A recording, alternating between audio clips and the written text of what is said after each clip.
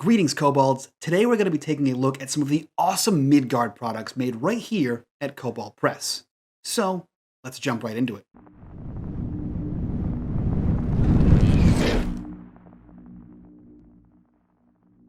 It is an age of war. Civilizations slowly give way to encroaching wilderness, and the once mighty empires now lie beneath the waves. Only magic and the warmth of hope keeps lights aglow when dread things prowl and priestly wardings are bent by demonic rage. The omens are dire.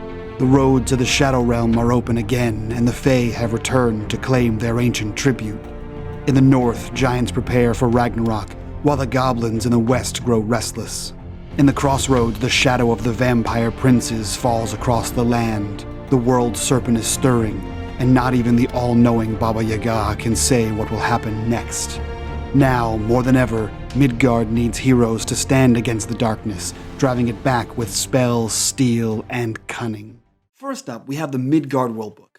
This massive behemoth comes in at over 450 pages of setting-rich history and lore. And right off the bat, this book jumps into one of my favorite features, the abridged chronology, which is a timeline that runs along the bottom third of the entire first chapter. This goes from the creation story to modern-day Midgard and serves as a great way to get a quick start guide for the GM to jump right into Midgard. Not to mention that this first chapter is chock full of information. It's packed to the brim with lore, history, deities, and all kinds of magic that pervades the world of Midgard, to include the Ley Lines and rune magic and all the new gods. It's pretty intense. Honestly, after reading the first chapter, I felt like I had everything I needed to know to run a campaign in the world of Midgard.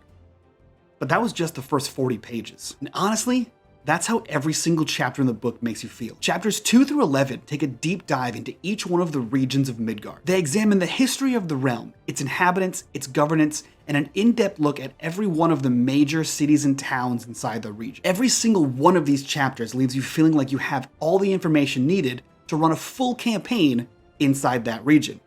And as a world-building DM myself, you do. Honestly, the biggest hurdle I had when reading through this book was deciding where to start my Midgard campaign.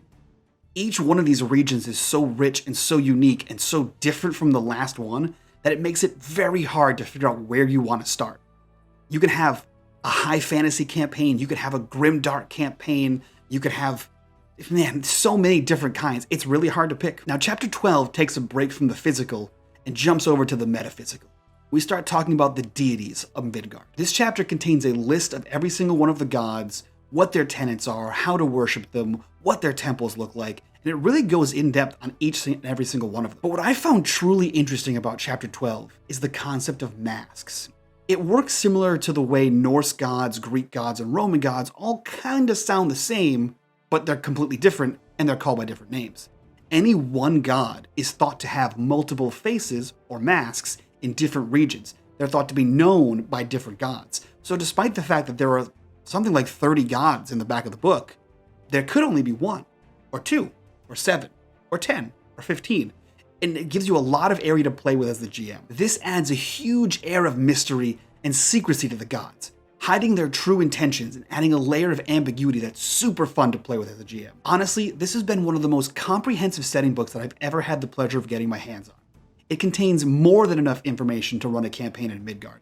Man, it contains more than enough information to run years of campaigns in Midgard. In addition to the wealth of knowledge present in the world book, we also have a companion piece in the DM screen. First of all, I would be remiss if I didn't mention the amazing artwork featured on the back of the DM screen. Panels 1 and 4 have epic artwork of heroic deeds and battles against dragons, while panels 2 and 3 have a beautifully detailed map of the world of Midgard.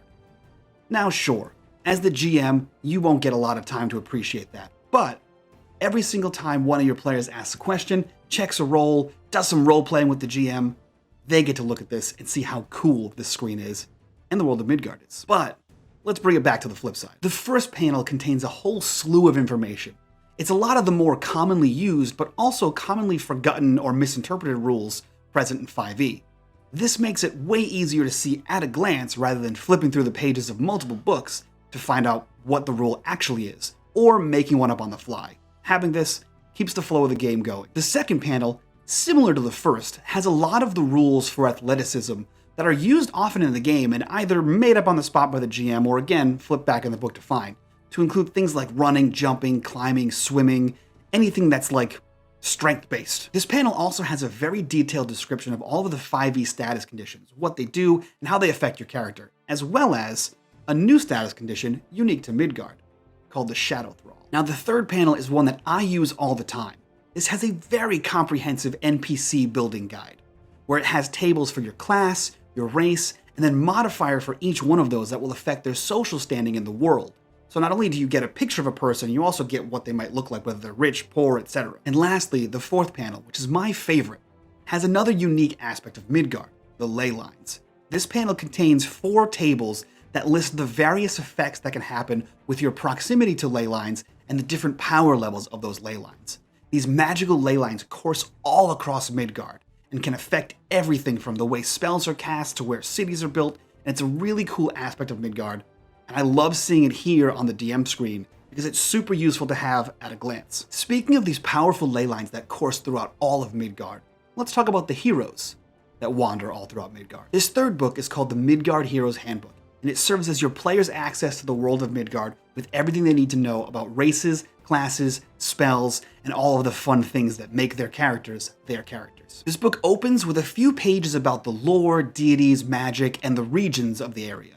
It's just enough to whet their appetite and get them hungry for adventure, which is great because after that little bitty appetizer, this book launches right away into a bunch of new races and sub-races, to include the Canton dwarfs, who have access to black powder and airships, or the gnomes of Nimheim, who have made a deal with a powerful devil to hide them from the witch Baba Yaga. Along with these new sub-races that offer to spice up some old classics, you also get over 10 unique races to fully experience all of what Midgard has to offer. But let's not forget, no hero is complete without their class.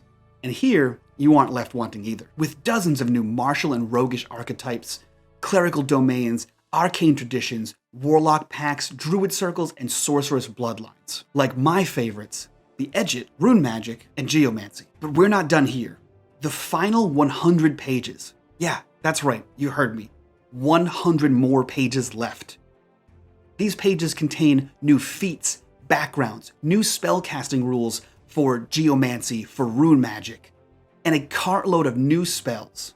And to top it all off, a full list of new creatures, new NPCs, and a cartload of magical items. So if you haven't already paused this video to head on over to koboldpress.com and bought this entire suite of books, I suggest you click on that link down below, get a copy of these books, and start planning your newest campaign in the world of Midgard right this second. But that's all from me. I'll see you guys next time. Bye-bye.